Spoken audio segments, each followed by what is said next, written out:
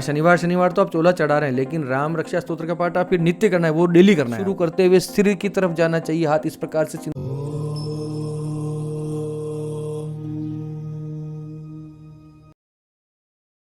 अमोघ शक्ति देखने वाले सभी दर्शकों को पंडित अखिलेश ओदे जी का प्रणाम नमन।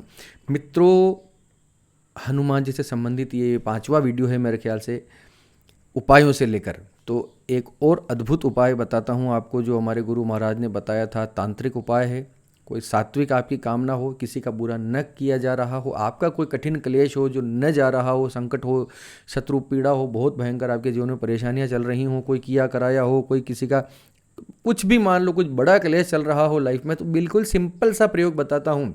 हनुमान जी को जब हम चोला चढ़वाते हैं ना, दुनिया चढ़ा रही है चोला, कई लोग अपने हाथ से भी स्वयं चढ़ाते हैं कि उनको ऐसी इजाज़त होती है मंदिर के अंदर जाने की, तो खुद भी चोला चढ़ाते हैं, भगवान को सिंदूर लगाते हैं।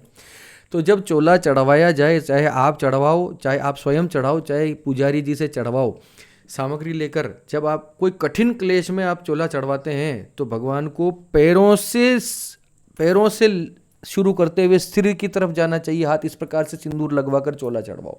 सिंदूर घी में या चमेली के तेल में या किसी तेल में सिंदूर लेप कर जब भगवान को चोला चढ़ाते हैं ना, तो कहीं से भी पोतना शुरू कर देते हैं, ऐसा नहीं, ठीक है। सर से नख की तरफ, सर से पैरों की तरफ भगवान को चोला चढ़ाया जाता है हमेशा।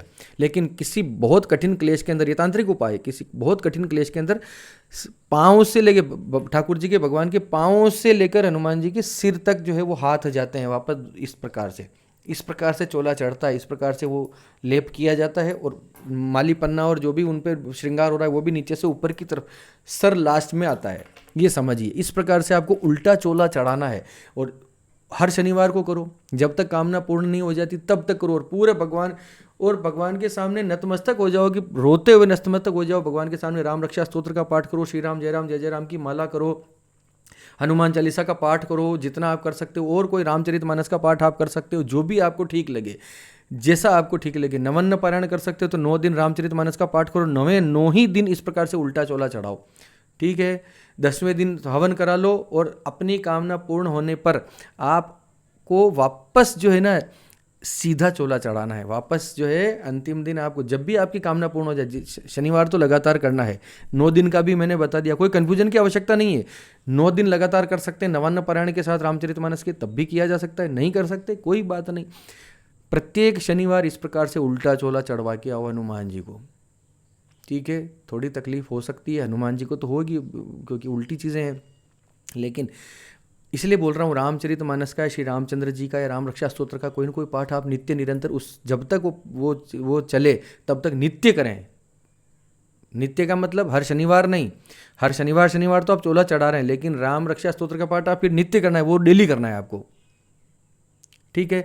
जब आपकी जैसे ही कामना पूर्ण हो जाती है, भगवान को सीधा चोला चढ़ाओ, भगवान को भोग लगाओ, आरती प्रसाद उतारो, भगवान के खूब गाजे बाजे करो, ब्राह्मण भोजन करो, जो आपको ठीक लगता है। कुल मिला के प्रसन्नतापूर्वक आप कोई प्रसाद या भगवान को भोग चढ़ाकर भगवान लोगों को खाना वाना खिलाओ।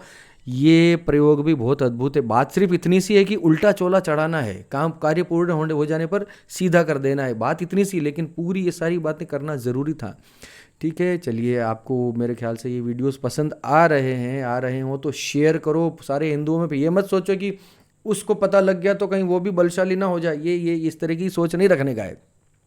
सारे हिंदू, सारे सनातनी भाई हैं, सारे सनातनी इस प्रकार की भावना रखते हुए एक दूसरे को सशक्त करने में लग जाओ, अपने धर्म को मजबूत करने में लग जाओ। इसी के साथ चलिए, आप सबके मंगल की कामना करता हुआ मैं पंडित अखिलेश ओदे जी आपसे विदा लेता हूँ। धन्यवाद। सर्वे भवन्तु सुखिनः।